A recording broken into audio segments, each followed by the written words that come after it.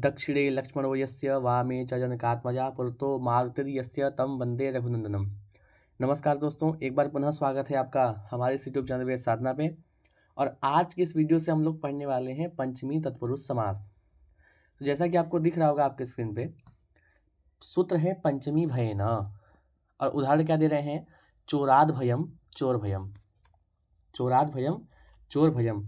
तो कहते हैं इसका अर्थ क्या होगा कि पंचमी भयेन अर्थात पंचम्यंत का भयवाचक सुबंत के साथ विकल्प से समास होता है। ठीक है, चोर भयम ऐसा उदाहरण दिया तो चोर भयम का अर्थ होता है चोर से डर या भय। ठीक है, लौकिक विग्रह क्या होगा इसका, चोराद भयम चोर भयम। ठीक है, अब आगे देखते हैं क्या है। देखिए आगे यहाँ कुछ इस प्रकार का, देखिए आपको दिख रहा होगा, कहते हैं चोर ngसी भय सु, यह अलौकिक विग्रह है। ठीक है, पंचमी भयेन से समास हो जाएगा और समासत्वाद प्रातिपदिक संज्ञा विभक्ति लोग सर्व संज्ञा पूर्व प्रयोग स्वाधिकार कर देंगे तो बन जाएगा चोर भयम। ठीक है, उसी प्रकार होता है वृक भीतः, यही पंचमी तत्पुरुष का उदाहरण है। सिंह भीतः, भय भीतः, ये भी जो है सभी पंचमी तत्पुरुष के उदाहरण हैं। अब उसी श्रृंखला में आगे जो हम लोग बढ़ते हैं, देखिए स्तोक कांतिक दूरार्थ कृच्छाड़िक्तेन। ठीक है, फिर दूसरा सूत्र है पंचम्याः स्तोकादिभ्यः, वृत्ति क्या है अलुग उत्तर पदे। उदाहरण क्या है, स्तोकान मुक्तः, अंतिकादागतः, अभ्यासादागतः, दूरादागतः, कृच्छादागतः। स्तोक आदि अर्थ क्या होगा, स्तोक आदि पंचम्यंत का अक्त प्रत्यांत सुबंत के साथ समास होता है। इन स्तोकादि के बाद पंचमी का लोप नहीं होता है, ये ध्यान में रखना है।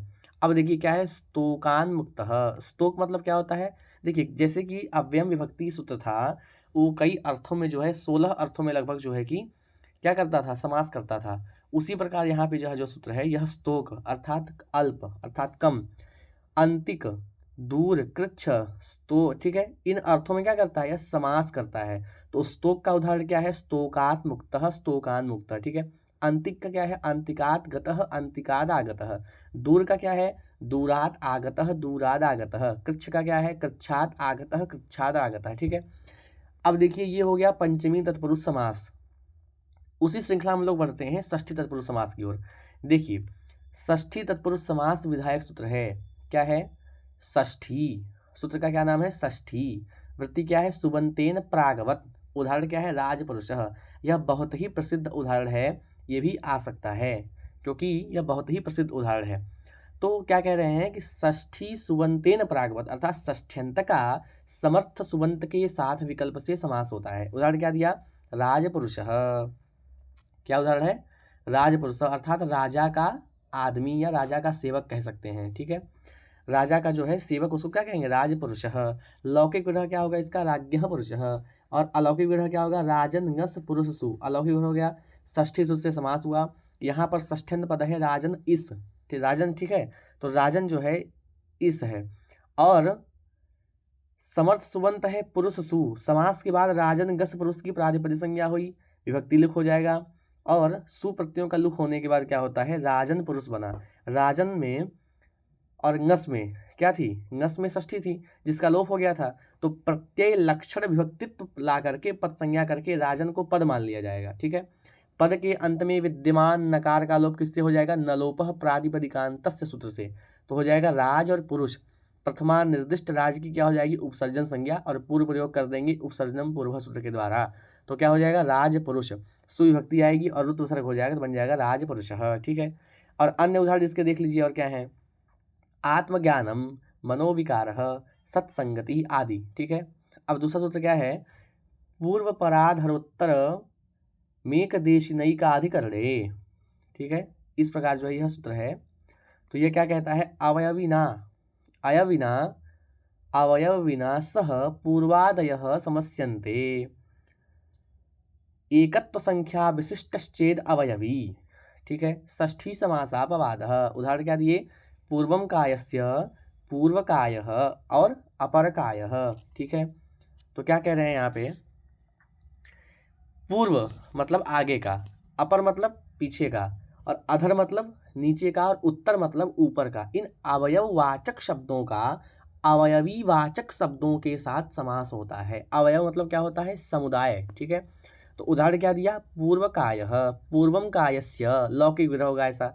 अपरकायः अपरम कायस्य, ये लौकिक विग्रह जान जाइए, ठीक है। और अलौकिक विग्रह जो है बिल्कुल षष्ठी समास है, तो क्या होगा, पूर्व अम काय ngस, ऐसा अलौकिक विग्रह हो जाएगा। उसी प्रकार अपर अम काय ngस, ऐसा हो जाएगा, ठीक है। ये बहुत सरल है, कुछ नहीं करना है। तो इस प्रकार से षष्ठी विभक्ति हुई। अब उसी क्रम में सप्तमी विभक्ति तत्पुरुष की ओर चलते हैं, ठीक है। अब यहाँ क्या है, सप्तमी शौंडैही, महत्वपूर्ण सूत्रों को आपको देखिए बताया जा रहा है, जैसा कि आपका पाठ्यक्रम है। तो सप्तमी तत्पुरुष की ओर चलेंगे तो क्या है, सप्तमी शौंडैही, सप्तम्यंत सौंडादि भी प्रागवत, अक्षेषु सौंड अक्ष सौंड इत्यादि। कहते हैं सप्तम्यंतम शौंडादि भी प्रागवत, अर्थात सप्तम्यंत सौंड आदि के साथ क्या होता है, समास होता है। तो उदाहरण क्या दिया, अक्ष सौंड, अर्थात जो पासाओं को खेलने में जो क्या होता है, निपुण होता है, उसे क्या कहते हैं, अक्ष सौंड। विग्रह क्या होगा, अक्षेषु सौंड। अलौकिक विग्रह क्या करेंगे, अक्ष सुप सौंड सु। अब यहाँ समास हो जाएगा, किससे होगा, सप्तमी सौंडही से होगा। तो यहाँ पर सप्तम्यंत पद है अक्ष सुप, और समर्थ शब्द क्या है, सौंड सु। समास के बाद अक्ष सुप सौंड सु की प्रातिपदिक संज्ञा, पूरी प्रक्रिया वही है। प्रातिपदिक संज्ञा होगा, विभक्ति लुक होगा, उपसर्जन संज्ञा होगा, पूर्व प्रयोग होगा, तो क्या बन जाएगा, अक्ष सौंड। सुविभक्ति या करके उसका रूप दूसरे कर देंगे, बन जाएगा अक्ष सौंड। उसी प्रकार क्या होगा, काव्येषु निपुणः काव्य निपुणः, काव्यों क्या, काव्य को पढ़ने में या काव्य के जो अनेक कार्य हैं उनको करने में जो क्या है, निपुण है, उसे क्या कहेंगे, काव्येषु निपुणः। इस प्रकार यह हुआ सप्तमी तत्पुरुष समास। अब हम लोग एक नए समास की ओर बढ़ रहे हैं, जो कि आपको बहुत ही ध्यान देने की आवश्यकता है, क्योंकि लगभग आपने अव्ययी भाव तत्पुरुष तो कभी कभार थोड़ा बहुत पढ़ा भी होगा, लेकिन यह कर्मधारय समास को भी आप देख लीजिए।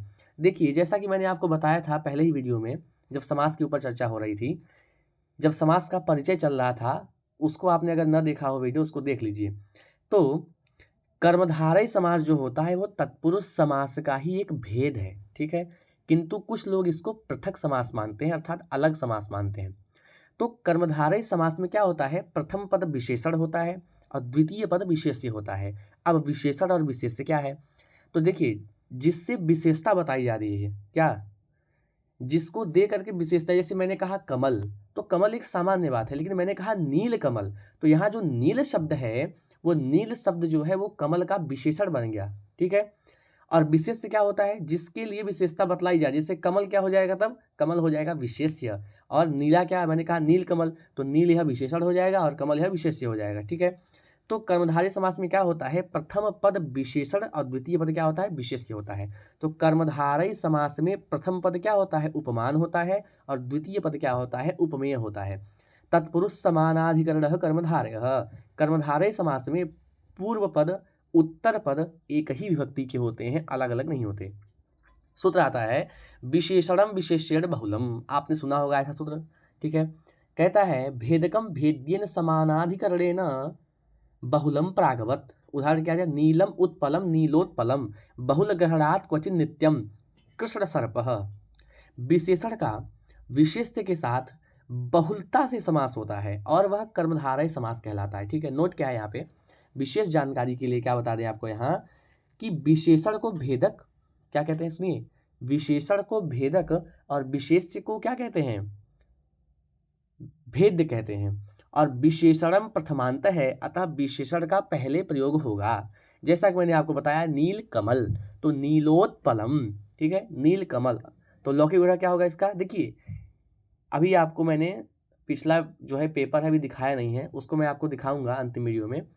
तो वहाँ पर इसको पूछा गया था, क्या पूछा गया था, कि नीलोत्पलम इसका जो है सम्यक्तया जो सही विग्रह होगा वो क्या होगा। तो वहाँ पे 4 प्रकार के जो है विग्रह लिखे गए थे। तो अगर आपको सही पता रहेगा तो आप सही टिक कर लगा देंगे वहाँ पे। देखिए क्या है, नीलम उत्पलम अथवा नीलम च तद उत्पलम, ठीक है, नीलम च तद उत्पलम, नील सु उत्पल सु। अलौकिक विग्रह में विशेषणम विशेषण बहुलम से समास हुआ। यहाँ पर विशेषण पद है नील सु और विशेष्य पद है उत्पल सु, दोनों प्रथमांत एक वचन है, इसलिए समानाधिकरण है। नील सु उत्पल सु की प्रातिपदिक संज्ञा करके सुपो धातु प्रातिपदिकयोः से दोनों सु का लुक हो जाएगा। तो बनेगा क्या, नील और उत्पल। विशेषणम इस प्रथमांत पद से निर्दिष्ट शब्द नील है, ठीक है। तो उसकी क्या होगी, उसकी हम कर देंगे उपसर्जन संज्ञा और पूर्व प्रयोग हो जाएगा उपसर्जनम पूर्वम के द्वारा। तो नील और उत्पल में गुण कर देंगे तो बन जाएगा नीलोत्पल, और प्रथमा का सुवचन सु आया एक वचन तो क्या हो जाएगा नीलोत्पल सु, सु को नपुंसक होने से क्या हो जाएगा अम आदेश हो जाएगा। ठीक है, तो बन जाएगा नीलोत्पलम। ठीक है, यह हुआ कर्मधारय समास। अब एक विशेष बात और जान लीजिए, देखिए यहाँ पे लिखा हुआ है उपमान कर्मधारय समास विधायकम विधि सूत्रम। तो क्या सूत्र है, उपमानानि सामान्य वचनैहि। उदाहरण क्या दिया, घन इव श्यामो घन श्यामः। देखिए अब यहाँ आपको एक चीज बताई जा रही है, ये विशेष है, थोड़ा इसको समझिए ध्यान से। क्या कह रहे हैं, उपमान उपमेय और समानता, ये साहित्य का विषय जो है कि बना हुआ है, इसको आप लोग ध्यान से देखिए। उपमा जो है तीन वस्तुओं से होती है, उपमान उपमेय और समानता। उपमान क्या है, जिनके द्वारा किसी अन्य वस्तु की तुल्यता या समानता दिखलाई जाती है। क्या कहा मैंने, जिनके द्वारा किसी अन्य वस्तु की तुल्यता या समानता दिखाई जाती है। उपमेय क्या है, जिनके लिए तुल्यता दिखाई जाती है। और समानता क्या है, उपमान और उपमेय इनमें सादृश्य रूप में विद्यमान एक क्या है, धर्म है, क्या, समानता। ठीक है, अभी नहीं समझ में आएगा आपको, थोड़ा सा दिमाग लगाइए। यहाँ क्या करना है, अब आप इसको एग्जाम्पल के तौर पे समझिए। एक उदाहरण आपको दिया जाएगा। क्या कहा मैंने, चंद्र इव मुखम यस्याः, अर्थात चंद्रमा की तरह सुंदर मुख वाली। देखिए अब क्या है, किससे क्या किया जा रहा है, मैंने कहा उपमान क्या है, किसी अन्य वस्तु की तुल्यता या समानता दिखलाई जा रही है। तो चंद्र क्या हो जाएगा, उपमान हो जाएगा। क्यों, क्योंकि चंद्र से समानता दिखाई जा रही है, किसकी, मुख की। अब मुख क्या हो जाएगा, उपमेय हो जाएगा। क्यों, क्योंकि मुख के लिए चंद्रमा की समानता दिखलाई जा रही है ना, तो क्या हो जाएगा, मुख उपमेय हो जाएगा। और चंद्र और मुख दोनों में विद्यमान क्या है, तो कहा सुंदरता। तो सुंदरता क्या हो जाएगा, सादृश्य हो जाएगा, अर्थात समानता हो जाएगा। यही क्या है, उपमा है। ठीक है, इतना आपको समझ में आ गया होगा, मुझे जहाँ तक विश्वास है। अब क्या है, घन इव श्यामो घन श्यामः, अर्थात बादल की तरह श्याम वर्ण वाला श्री कृष्ण। ठीक है, लौकिक विग्रह क्या करेंगे, घन इव श्यामः। ठीक है, तो घन इव श्यामः, घन सु श्याम सु, अलौकिक विग्रह हुआ। उपमानानि सामान्य वचनैहि से समास हो जाएगा। प्रातिपदिक संज्ञा, यहाँ पर क्या है, उपमान है कौन, घन सु, और समान श्याम गुण वाला कौन है, सुबंत है कौन, श्याम सु। तो दोनों पद प्रथमांत एक वचन के हैं, अतः समानाधिकरण है। तो घन सु श्याम सु की प्रातिपदिक संज्ञा कर देंगे, और प्रातिपदिकत्वात् क्या होगा, विभक्ति का लुक। घनश्याम में उपमानान इस प्रथमांत से निर्दिष्ट शब्द घन है, उसकी उपसर्जन संज्ञा और पूर्व प्रयोग हो जाएगा। तो घनश्याम से प्रथमा का सुवचन सु एक वचन आया, क्या हो जाएगा, रामा की तरह, तो क्या हो जाएगा, घनश्याम। हाँ देखिए, अब आप लोग को थोड़ा समस्या ये होगी कि इतना ये बता रहे हैं तो इसको कैसे हम देखेंगे। देखिए करना क्या है आपको, मैंने आपसे बार बार बताया है कि केवल आप लोग जो एग्जाम्पल है, जो उदाहरण है, उनके लौकिक विग्रह को याद कर लीजिए और अलौकिक विग्रह को याद कर लीजिए। इतना आपसे नहीं पूछेगा, ये तो मैं केवल एक तरह से बता दे रहा हूँ आपको, लेकिन आपसे पूछेगा इतना ही कि घन श्याम का जो है लौकिक विग्रह क्या होगा, नीलोत्पलम का लौकिक विग्रह क्या होगा, अलौकिक विग्रह क्या होगा। ठीक है, इसलिए डरने की जरूरत नहीं है, आराम से आप लोग देखिए, केवल लौकिक और अलौकिक विग्रह को ध्यानपूर्वक तैयार कीजिए। अब यहाँ पे कुछ अन्य उदाहरण दिए जा रहे हैं। देखिए, कृष्ण चासौ सर्पः, कृष्ण सर्पः कौन सा समास, जल्दी बोलिए, अभी ऊपर पढ़ के आए हैं। उपमानानि सामान्य वचनैहि के द्वारा उपमान कर्मधारय, तो उपमान कर्मधारय नहीं कहना है, कर्मधारय का अगर ऑप्शन रहेगा तो कर्मधारय आप मार दीजिएगा वहाँ पे। अगर उपमान कर्मधारय का है तो उपमान कर्मधारय ही मारिएगा। ठीक है, निर्मलाश्च ते गुणाः, निर्मल गुणाः। कृष्ण चासौ चतुर्दशी, कृष्ण चतुर्दशी। अखिलानि भूषणानि, अखिल भूषणानि। कर्पूर इव गौरः, कर्पूर गौरः, जो आप लोग बोलते हैं हमेशा कर्पूर गौरम करुणावतारम, वही कर्पूर गौरः है। तो क्या हो जाएगा, यहाँ पे उपमान कर्मधारय हो जाएगा। ठीक है, ये हुआ उपमान कर्मधारय। अब उसी श्रृंखला में द्विगु समास की ओर बढ़ रहे हैं। देखिए द्विगु समास क्या है, द्विगु समास कर्मधारय समास का ही एक भेद। देखिए तत्पुरुष का भेद कौन है, कर्मधारय, कर्मधारय का भेद कौन हुआ, द्विगु। तो समास आप लोग अलग से नहीं पढ़, आप तत्पुरुष के भेद को ही पढ़ रहे हैं, लेकिन वो अलग अलग पार्ट में डिवाइड हो गया। जैसे मैंने कहा तत्पुरुष का भेद कौन है, कर्मधारय, और कर्मधारय का भेद कौन है, दिगु। तो अब क्या कह रहे हैं कि दिगु जो है वो कर्मधारय का ही एक भेद है, और साथ ही साथ यह तत्पुरुष का भी भेद बना रहता है, किंतु कुछ लोग इसे पृथक समास मानते हैं। सूत्र क्या है, संख्या पूर्वो दिगु। देखिए सामान्य बात कह दिया, क्या, संख्या पूर्वो, पूर्व मतलब क्या होता है, पहले, पर मतलब बाद। तो संख्या पूर्वो दिगु अर्थात संख्या पूर्व में हो माने पहले हो, तो क्या होता है, दिगु समास हो जाता है। सामान्य बात है एकदम, संख्या यदि पूर्व में हो तो दिगु समास हो जाता है। अब हम लोग इसको एग्जाम्पल के तौर पे समझेंगे। क्या कहा कि संख्या पूर्व में हो तो दिगु समास होता है। अब दूसरा सूत्र है दिगु एक वचनम। दिगु समास का अर्थ समाहार समूह होने पर क्या होता है, एक वचन होता है। सनपुंसकम, समाहार समूह में दिगु और द्वंद्व समास क्या होते हैं, नपुंसक होते हैं। पंचगवम, देखिए अब यहाँ घटाइए, मैंने कहा क्या कहा था सूत्र के द्वारा कि संख्या पूर्व में हो तो द्विगु समास होता है। तो क्या उदाहरण दिया, पंचगवम अर्थात 5 गायों का समूह। अब देखिए लौकिक विग्रह क्या होगा इसका, पंचानाम गवाम समाहारः। तो पंचन आम गो आम, यह अलौकिक विग्रह हो गया। देखिए अब मैंने क्या कहा था, संख्या पूर्व में हो, तो पंच क्या है, पंच संख्या विशिष्ट है, तो बोलते हैं ना आप लोग गिनती, एकः द्वौ त्रयः चत्वारः इत्यादि जो बोलते हैं, तो वहाँ क्या होगा कि पंच जो है या संख्या है, पंच जो है क्या है, संख्या है, तो संख्या पूर्व में है तो द्विगु समास हो जाएगा यहाँ पे। तो समाहार वाच्य में तद्धितार्थोत्तर पद समाहारे चाहे समास हुआ, तो समास के बाद प्रातिपदिक संज्ञा हो जाएगा, विभक्ति लुप हो जाएगा, और उपसर्जन संज्ञा पूर्व प्रयोग करके और नकार का लोप कर देंगे, नलोपा प्रातिपदिकांत से बन जाएगा पंच, और आगे गो है, गोर तद्धित लुकी से पंचगो से टच प्रत्यय हो जाएगा, टच में बचेगा अ, तो पंचगो और अयादेश कर देंगे, अवादेश कर देंगे, एचो अयवायावह से ओ के स्थान पर अव कर देंगे तो बन जाएगा पंचगव। संख्यावाचक शब्द होने के कारण संख्या पूर्व दिगु से दिगु संज्ञा होने के बाद स नपुंसकम से नपुंसक लिंग का कथन हो जाएगा, विधान हो जाएगा। और एक देश विकृत न्याय जो प्रातिपदिक भी है, तो दिगु एक वचनम से एक वचन का विधान हुआ, अतः उसके एक वचन सुविभक्ति लाकर क्या कर देंगे, अम आदेश करके बना देंगे पूर्व रूप करके में पूर्व से पंचगवम। अब यहाँ पे कुछ महत्वपूर्ण बातें हैं, आपको इतना समझ में नहीं आया कोई बात नहीं है, आप लोग इसको धीरे धीरे समझिए, लेकिन इतना जानिए कि संख्या पूर्व में हो तो द्विगु समास होता है, लेकिन केवल इतना ही मत जानिए, यहाँ पे कुछ महत्वपूर्ण बातें भी आपके लिए कही जा रही हैं, उसको भी जानना अनिवार्य है। देखिए क्या है महत्वपूर्ण बात, देखिए संख्या पूर्व में हो तो संख्या पूर्व दिगु के बल पर द्विगु समास होगा, किंतु वह पद जो है वह अन्य पदार्थ का बोध कराता होगा, तो वहां दिगु नहीं होगा, वहां बहुब्रीहि समास हो जाएगा। तो पूर्व में संख्या हो उससे कोई तात्पर्य नहीं है।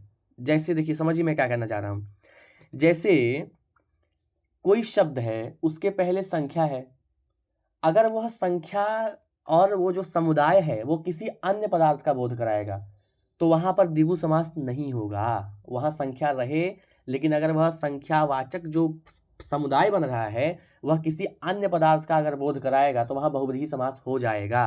जैसे मैंने कहा त्रिनेत्रम, तो यहाँ 3 नेत्र, तो यहाँ संख्या तो है, लेकिन त्रिनेत्र किसको कहा जाता है, शिव को कहा जाता है, भगवान शिव को। तो यहाँ अन्य पदार्थ भगवान शिव का बोध हो रहा है, तो यहाँ क्या हो जाएगा, यहाँ बहुब्रीहि समास हो जाएगा।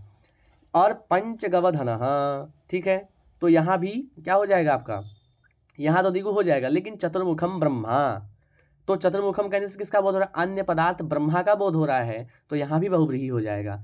अब विशेषण विशेष में सामान्यतः कर्मधारय समास होता है, किंतु देखिए मैंने क्या कहा, विशेषण विशेष में क्या होता है, कर्मधारय समास, पीछे पढ़े हैं अभी आप, किंतु अगर वह पद अन्य पदार्थ का बोध कराता होगा तो वहां बहुब्रीहि समास हो जाएगा। जैसे मैंने कहा पीताम्बरः, तो पीत क्या है, यह विशेषण है, अंबर क्या है, विशेष्य है, तो यहाँ पीला वस्त्र बोध नहीं हो रहा है पीताम्बरः, यहाँ पीला वस्त्र बोध न होकर के किसका स्मरण हो रहा है, भगवान श्री कृष्ण का बोध हो रहा है, तो यहाँ क्या हो जाएगा, यहाँ कर्मधारय नहीं होगा, यहाँ हो जाएगा बहुब्रीहि समास। ठीक है, इसको ध्यान पूर्वक आप लोग देख लीजिएगा, थोड़ा सा ये टेढ़ा है, लेकिन आपको बार बार समझेंगे तो समझ में आएगा।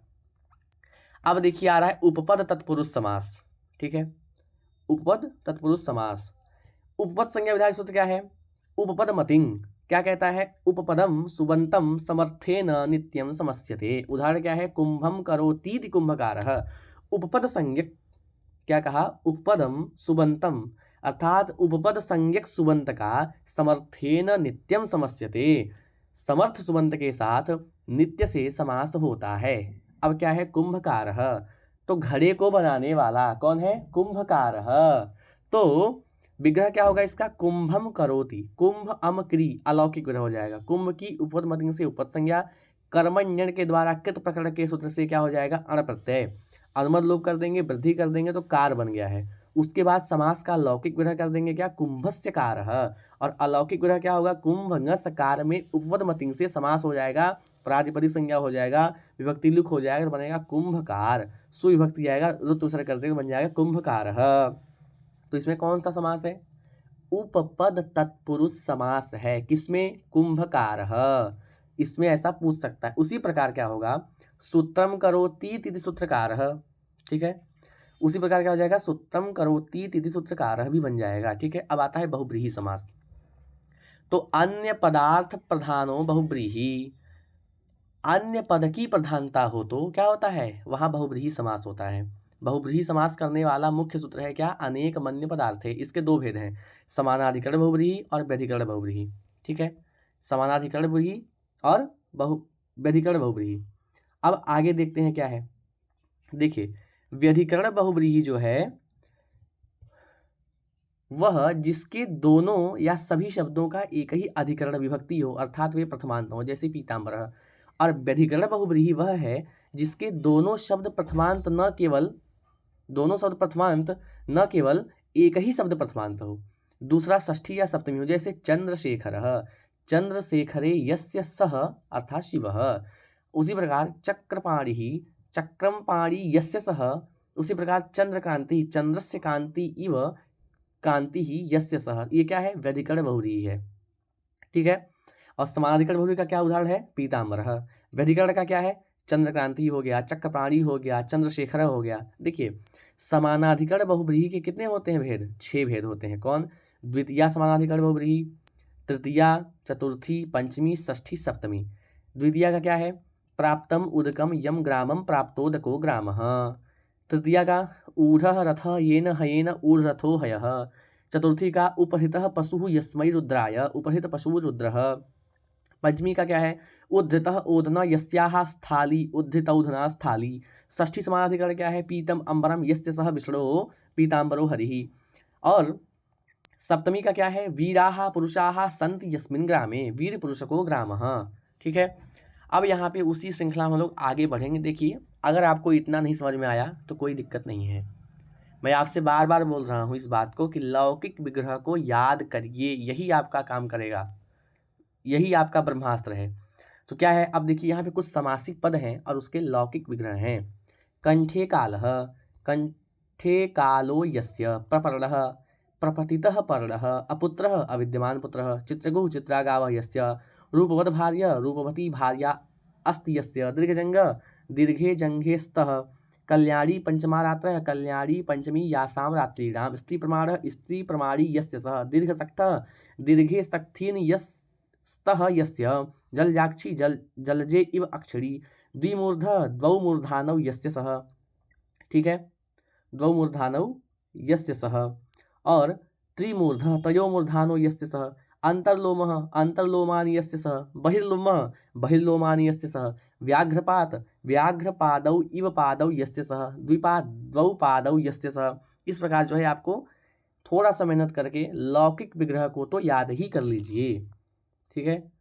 उसी प्रकार क्या है यहाँ पे, सुपत, तो द्वौ पादौ यस्य सः, उत्काकुत है, उद्गतम काकुदम यस्य सः, विकाकुत, विकृतम काकुदम यस्य सः, पूर्णकाकुत, पूर्णकाकुदः, पूर्णम काकुदम यस्य सः, सुहृदन मित्रम, सुशोभनम हृदयम यस्य, दुहिद मित्रः, दुर्दुष्टम हृदयम यस्य, व्यूढोरस्कः, व्यूढम ऊरो यस्य पुरुषस्य, प्रियसर्पिष्कः, प्रियम सर्पिः यस्य, युक्तयोगः, युक्तो योगो यस्य, महायशस्कः, महायशाः, महद यशः यस्य, ठीक है।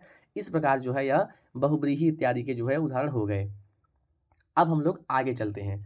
अब आता है द्वंद्व समास, ठीक है। यह बहुत ही महत्वपूर्ण समास है। जैसा कि आप लोग जानते होंगे, श्रीमद् भगवद गीता में भगवान ने कहा है द्वंद्व समास इकस्य च, तो वही द्वंद्व समास आप लोग पढ़ रहे हैं। तो कहते हैं उभय पदार्थ प्रधानो द्वंद्व, उभय जो है अर्थात दोनों पद की प्रधानता हो तो वह द्वंद्व समास होता है। चार थे द्वंद्व।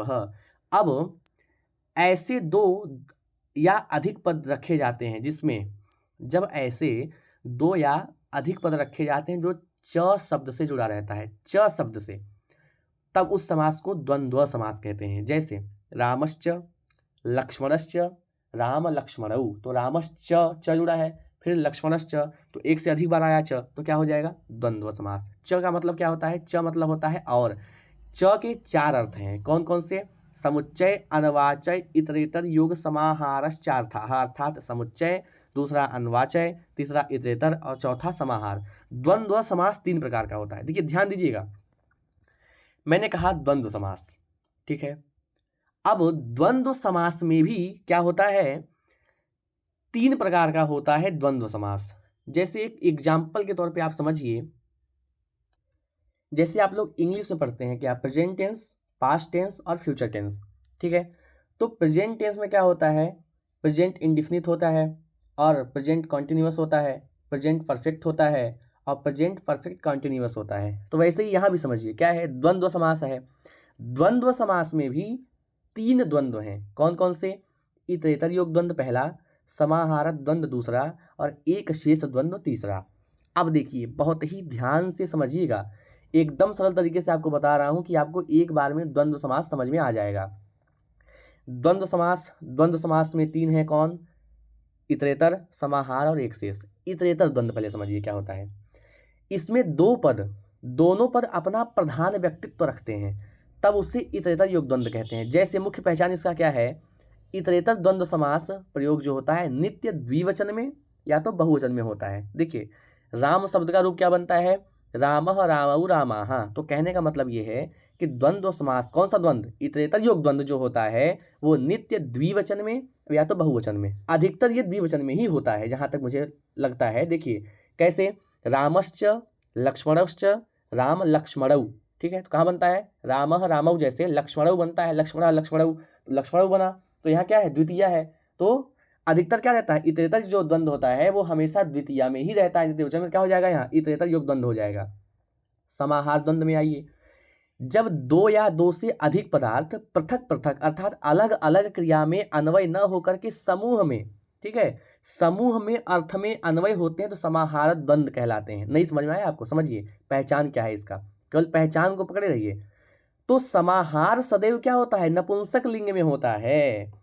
और नपुंसक लिंग समझना है अगर आपको आसान तरीके से तो समझिए, जैसे संज्ञा परिभाषम, आगे म जुड़ गया, तो क्या होता है, समाहार जो होता है हमेशा नपुंसक लिंग में होता है, जैसे संज्ञा परिभाषम, यहाँ क्या हो जाएगा आपका, समाहार द्वंद्व हो जाएगा। क्यों, क्योंकि संज्ञा परिभाषम नपुंसक लिंग में चला गया, म लगा है आगे, आपके आसानी के लिए बता रहा हूँ मैं, ये मत समझिएगा कि हर जगह म लगा है तो हर जगह नपुंसक हो जाएगा।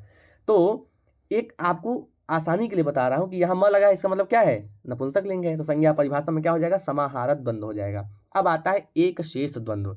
जैसा कि आप लोगों को नाम से स्पष्ट हो रहा होगा, एक शेष अर्थात बहुत सारे पद हों लेकिन उसमें बचे कितना, एक शेष, अर्थात एक ही शेष हो जिसमें। तो जब दो या दो से अधिक शब्दों में केवल एक ही शेष रह जाए तब उसको एक शेष द्वंद्व कहते हैं। जैसे माता च पिता च माता पितरौ, नहीं नहीं नहीं, माता पितरौ नहीं बनेगा, माता च पिता च पितरौ, तो क्या रहा, माता च पिता च, लेकिन बचा क्या, माता जो है नहीं बचा, क्या बचा, पिता बचा, तो क्या बन जाएगा, पितरौ। तो यह क्या हो जाएगा, एक शेष, अर्थात दो तो पद थे, कौन, माता और पिता, लेकिन शेष क्या बच रहा है एक शेष में, माता च पिता च इति पितरौ, इसको क्या कहते हैं, एक शेष द्वंद्व कहते हैं। तो मुझे उम्मीद है कि आप लोग को इतना तक समझ में आया होगा। अब देखिए घी संज्ञक द्वंद्व समास, तो ह्रस्व इकार और उकार की घी संज्ञा होती है, जैसा कि आप लोगों ने सूत्र पढ़ा होगा, शेषो घ्यशखी, ठीक है। तो यहाँ पे घी संज्ञा का ये फल बता रहे हैं, क्या है कि ह्रस्व इकार और उकार की क्या होती है, घी संज्ञा होती है। अब देखिए क्या सूत्र आ रहा है, द्वंद्वे घी, तो द्वंद्वे घी संज्ञम पूर्वम स्यात् हरिश्च हरश्च हरिहरौ। देखिए आपको समस्या नहीं है इसमें, क्या करना है आपको, यहाँ पे आपको सीधी सीधी इतरेतर योग द्वंद्व मारना है, ठीक है। यह द्वंद्व समास का ही कैसे समझिए। लौकिक ग्रह क्या हुआ, हरिश्च हरश्च, जल्दी बताइए क्या है इसमें, कौन सा है, इतरेतर है, समाहार है कि एक शेष है। मैंने बताया कि इतरेतर क्या होता है, हमेशा नित्य द्विवचन में होता है, तो क्या हो जाएगा, हरिश्च हरश्च यदि हरिहरऊ, तो क्या बन जाएगा, यहाँ एक शेष द्वंद्व हो जाएगा। ठीक है, चार्थे द्वंद्व समास हो जाएगा, प्रातिपदिक संज्ञा कर देंगे और हरि में इकार की घी संज्ञा हो जाएगी, तो बन जाएगा क्या, हरि का पूर्व प्रयोग हो जाएगा। ठीक है, जैसे कि देखिए पूर्व प्रयोग हरि का ही क्यों होगा, हर का क्यों नहीं होगा, तो कहते हैं दो ऐसे पद है जिसमें एक पहला घी संज्ञक है और दूसरा घी संज्ञक नहीं है, तो जो घी संज्ञक होता है उसी का पूर्व प्रयोग होता है। तो पूर्व प्रयोग हो गया किसका, हरि का, क्योंकि हरि क्या है, हर्स्व इकारांत है और हर्स्व इकारांत का क्या होता है, घी संज्ञा होता है, तो घी संज्ञात होने के कारण इसका हरि का क्या हो जाएगा, पूर्व प्रयोग हो जाएगा, तो बन जाएगा हरिहरऊ। एक यहाँ पे क्या हो जाएगा, क्या आपका इतरेतर योग द्वंद्व हो जाएगा। आजादी द्वंद्व समास में आते हैं, अच हो आदि में जिसके, ऐसा कौन है, आजादी, और अच आदि हो तो वह पूर्व में प्रयोग होगा। ठीक है, अजाद्य दंतम द्वंद्वे पूर्वम स्यात् ईश कृष्णौ, यहाँ भी तेतर द्वंद्व मारिए। ठीक है, ईश कृष्णौ, लौकिक ग्रह क्या होगा इसका, ईशश्च कृष्णश्च, ईशसु कृष्णसु, तो अलौकिक ग्रह हो जाएगा क्या, ईशसु कृष्णसु, और लौकिक ईशश्च कृष्णश्च। चार्थे द्वंद्व समास प्रातिपदिक संज्ञा होकर के रूप बनेगा ईश, अच आदि में है। ठीक है, अच क्या है, आदि में, अतः पूर्व प्रयोग हो जाएगा, बन जाएगा क्या, ईश कृष्णौ। अल्पाच द्वंद्व समास पे आते हैं। अब ये आपसे पूछेगा नहीं कि अल्पाच द्वंद्व समास है कौन सा समास है, मुख्यतः आपसे तीन ही पूछेगा जो आपने समझा भी। क्या समझा आपने, इतरेतर, समाहार और एक शेष। ठीक है, अल्पाचतरम शिव केशवऊ, शिवश्च केशवश्च शिव केशवऊ, यहाँ भी क्या हो जाएगा आपका, इतरेतर द्वंद्व हो जाएगा। ठीक है, इसको भी आप लोग ध्यान से देख लीजिए। अब आगे चलते हैं, तो आगे देखिए क्या है, आगे कुछ इस प्रकार का है, ये कुछ आपके लिए उदाहरण दिए गए हैं, किसके, द्वंद्व समास के उदाहरण दिए गए हैं। क्या है, अर्थधर्मऊ, अब आप लोग खुद से इसको समझिए कि इसमें कौन सा समास है। जब जैसा कि मैंने आपको बता दिया है कि द्विवचन में होगा तो क्या होगा, और नपुंसक में होगा तो क्या होगा, और एक शेष होगा तो क्या होगा, जैसा कि देखिए समझा देता हूँ, फिर से समझिए। अर्थधर्मऊ, अर्थश्च धर्मश्च अर्थधर्मऊ, द्विवचन में इतरेतर द्वंद्व। पितरऊ, माता पितरऊ, क्या है, माता च पिता च पितरऊ, क्या हो जाएगा, एक शेष हो जाएगा। पाणिपादम, म लगा है, क्या हो जाएगा, समाहार हो जाएगा। मार्दंगिक वैडविकम है, म लगा है, क्या हो जाएगा, समाहार हो जाएगा, समाहार द्वंद्व हो जाएगा। क्यों, समाहार में नपुंसक लिंग होता है। अब रथिका स्वारोहम, म लगा है, क्या हो जाएगा, समाहार द्वंद्व हो जाएगा। वाक् त्वचम, वाक् त्वक्ष तयोः समाहार, क्या हो जाएगा, समाहार द्वंद्व हो जाएगा। त्यक सृजम हो जाएगा, क्या इसमें, समाहार, म लगा है। समिदिशम में म लगा है, क्या हो जाएगा, समाहार हो जाएगा। वाक् तुषम, वाक् च त्विट च तयोः समाहार हो जाएगा, समाहार द्वंद्व हो जाएगा। छत्रोपाहनम, छत्रम उपानः च तेषाम समाहारः, यहाँ भी क्या हो जाएगा, समाहार द्वंद्व हो जाएगा। फिर दंता नाम राजानो, क्या हो जाएगा, यहाँ राजदंताः, यहाँ भी क्या, ये षष्ठी तत्व, ये ध्यान रखिए, राजदंताः षष्ठी तत्पुरुष समास है, यहाँ पर राजदंताः में ध्यान दे लीजिएगा। ठीक है, अब आगे क्या दे रहे हैं, आगे आपके सामने देखिए, जैसा कि आप लोगों ने देखा यहाँ पर आपका यूनिट 4 जो है समाप्त हुआ, पूर्ण हुआ। अब आपका समास जो है, आपके पाठ्यक्रम के अनुसार ये समास की जो प्रक्रिया थी वो आज पूर्ण हो गई। ठीक है, अब हम लोग अगले वीडियो से क्या पढ़ेंगे, अगले वीडियो से हम लोग प्रत्यय को पढ़ने वाले हैं, जैसा कि 5वां यूनिट है प्रत्यय का। ठीक है, तो प्रत्यय में क्या क्या पढ़ना है हम लोग को, अक्त, अक्तवतु, तव्य, अनियर, सत्य, सानच, इक्तिन। ठीक है, और तद्धित प्रत्यय में क्या पढ़ना है, मतुप, इन, ठक, ठय, त्व, तल। स्त्री प्रत्यय में टाप और गी पढ़ना है। ठीक है, तो इन प्रत्ययों को हम लोग अगले वीडियो में पढ़ेंगे। तब तक के लिए धन्यवाद, पुनः मिलेंगे हम लोग अगले वीडियो में।